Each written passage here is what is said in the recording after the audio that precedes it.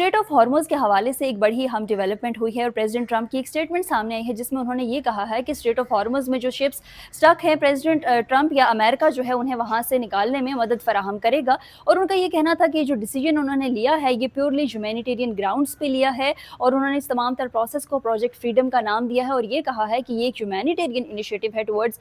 US, Iran और middle east, क्योंकि middle east की बहुत सी कंट्रीज़ उन्हें रिक्वेस्ट कर रही थी कि उनके जो शिप्स वहाँ पे स्टक हैं उन्हें वहाँ से निकाल लिया जाए। तो उनका ये कहना था कि ये कंट्रीज़ जो हैं कॉन्फ्लिक्ट में इन्वॉल्व नहीं थी, ये इनोसेंट हैं। इसलिए उन्होंने यकीन दहानी भी करवाई है उन स्टेट्स को कि वो उन्हें हर तरह से फैसिलिटेट करेंगे रिस्ट्रिक्टेड वाटर से अपने शिप्स निकालने में। इसी पोस्ट में प्रेसिडेंट ट्रंप ने अमेरिका ईरान के मुज़ाकरात के हवाले से कहा है कि वो अवेयर हैं कि उनके जो रिप्रेजेंटेटिव्स हैं वो ईरान के साथ पॉजिटिव नेगोशिएशंस कर रहे हैं और इसका जो आउटकम होगा वो बड़े होपफुल हैं कि वो पॉजिटिव और कंस्ट्रक्टिव होगा। और प्रेसिडेंट ट्रंप ने बड़ा ये क्लियरली कहा है कि अगर इस ह्यूमैनिटेरियन प्रोसेस में किसी किस्म की कोई इंटरफेरेंस होती है तो उसको फोर्सफुली डील किया जाएगा। लेकिन प्रेसिडेंट ट्रंप की ही इस स्टेटमेंट के बाद ईरानियन पार्लियामेंट के जो नेशनल सिक्योरिटी कमीशन के हेड हैं इब्राहिम अजीज़ी, उन्होंने अमेरिका को वार्न किया है एक स्टेटमेंट में और उन्होंने कहा है कि अगर अमेरिका इस स्ट्रेट ऑफ हॉर्मज़ में इस तरह की कोई भी इंटरफेरेंस करता है तो उसे सीज़ फायर की वायलेशन कंसिडर किया जाएगा। लेकिन बहुत से माहिरीन या आयर स्कॉलर जो हैं वो इसको गुडविल जेस्चर के तौर पर देख रहे हैं, क्योंकि इससे कबल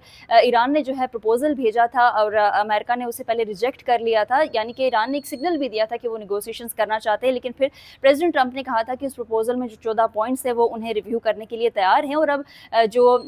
ये पेशरफ्त हुई है इसको देख के यही लगता है कि वो वाकई में इन पॉइंट्स को रिव्यू कर रहे हैं। दूसरी जो अहम डेवलपमेंट है वो ये है कि ईरान का जो बहरी जहाज़ था जो वहाँ पे स्टक था, उस हवाले से उसकी वतन वापसी के हवाले से पाकिस्तान जो है उसे फैसिलिटेट कर रहा है और पाकिस्तान के जो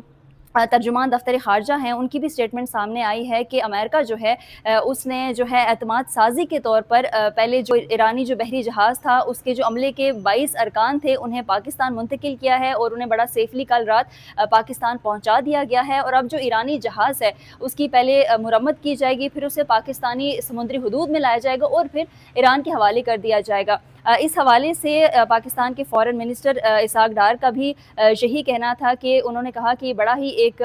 पॉजिटिव जो है एक डेवलपमेंट है और उन्होंने कहा कि ईरान और अमेरिका दोनों ममालिक के साथ इस तमाम तर प्रोसेस के हवाले से नेगोशिएशंस भी चल रही हैं और उन्होंने कहा है कि पाकिस्तान ना सिर्फ मीडिएटर का रोल प्ले करेगा बल्कि जो खित्ते में अमन के हवाले से जो कोशिशें हैं वो पाकिस्तान हमेशा जारी रखेगा।